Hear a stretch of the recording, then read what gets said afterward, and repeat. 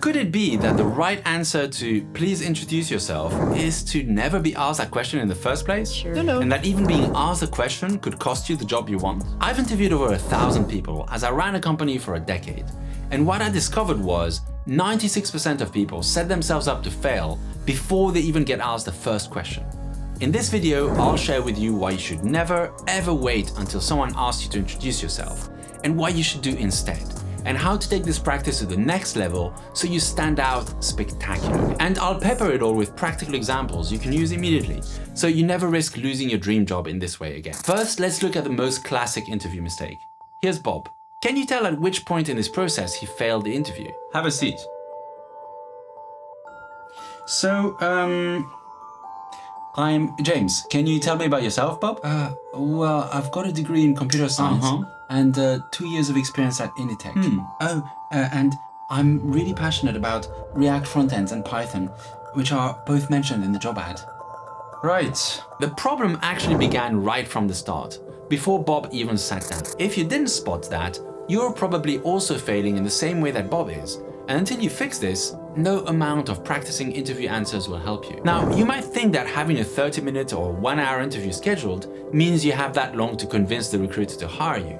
But that's wrong. Research shows that we form first impressions as quickly as 50 milliseconds after meeting someone. And changing those first impressions is extraordinarily hard. 33% of hiring managers openly admit they know within 90 seconds whether they'll hire you. If they were truly honest, I think they'd cut that number down to a few seconds. And it works both ways, through something called the halo effect. If you make a great first impression, then the interviewer is likely to spend the rest of the interview validating that good feeling, rather than trying to prove themselves wrong. Bob's mistakes started the moment he entered the room. By the time James asked Bob to introduce himself, Bob was already on the back foot. It was too late. This will all become clear once you see how Bob should have approached this. You see, if James is also interviewing a bunch of candidates who have watched this video, Bob will sink to the bottom of the pile. So how can you play this better so you stand out spectacularly and maximize your chance of getting the job? Well, first let's look at how Bob should be approaching it. Hi, I'm Bob. Nice to meet you. Hi, James, please have a seat. Thank you. And how's your day going? All right. Have you done a lot of these so far? Well, you're my 5th interview today. Wow, that's a lot. Thanks for taking the time to speak with me. Is that what you usually do, or? Oh God, no. I'm a database engineer, but we all have to chip into recruitment because it's really important. Yeah, for sure. Wow, database engineering. I've always been fascinated by that. It seems so efficient. I've tended to focus on building React frontends with just enough Python to make it really nice to use. But of course, nothing really works without a great database to back it. Do you see the difference? Let me break it down for you. First of all, Bob was the first one to speak.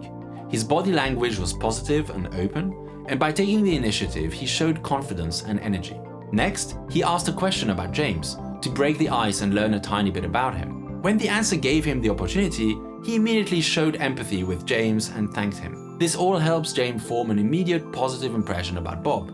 Proactive, open, curious, empathetic, grateful, all great qualities. And finally, by asking a bit more about James's background, Bob found out that James is a database engineer, so he was able not only to proactively introduce himself, but also to do so in a way that framed his intro in terms that James would feel good about. If the answer had been different, he could have adjusted. Oh God, no. I'm a product manager, but we all have to chip into recruitment because it's really important. Sure, I get it. I love to work with product managers. I'm really passionate about building great front ends with React and just enough Python backend to make them sing. By knowing just one piece of information, James's job title, Bob can adjust his intro to relate to James, which again will make him much more likable, much more likely to stand out, and therefore much more likely to get the job. If you take only one thing from this video, take this.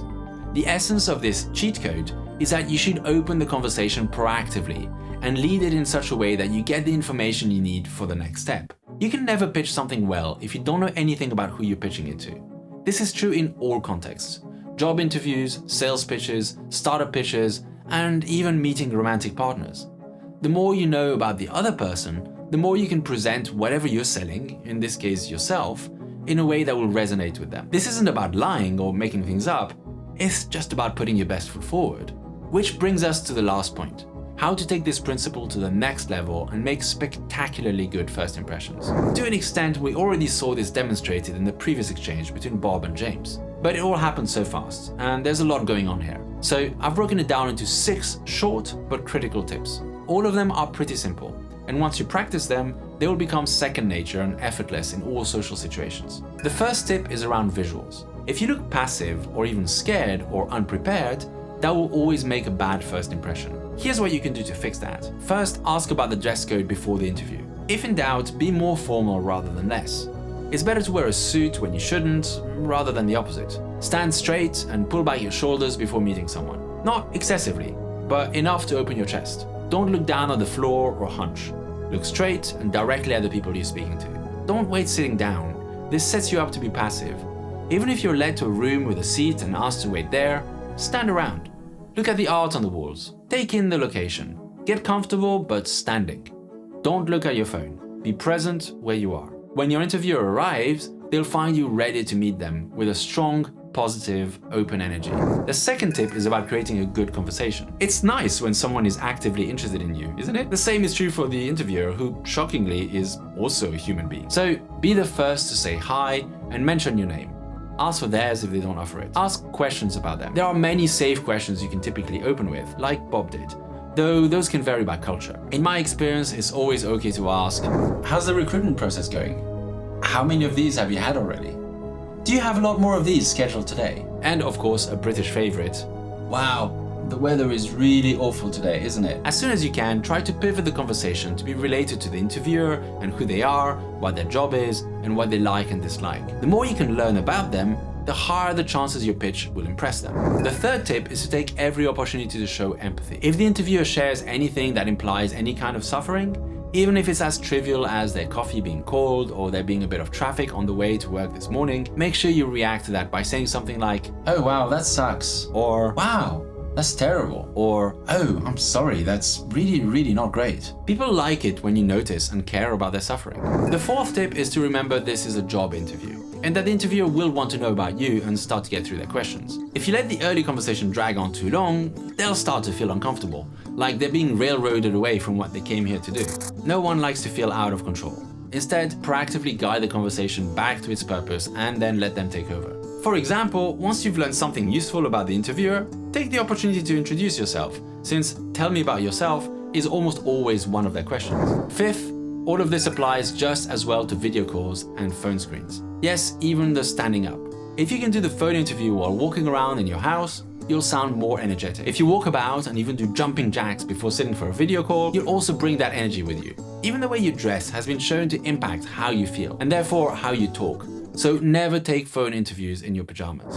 Lastly, if you do get through the interview process, eventually you'll get to the dreaded salary negotiation conversation. I've been on both sides of the table on this, and I've always found them to be really bad for everyone involved. Did you know there's a better way to do them that will massively benefit you as a candidate? A bit like this video, it starts with the idea that you should actually never negotiate salary.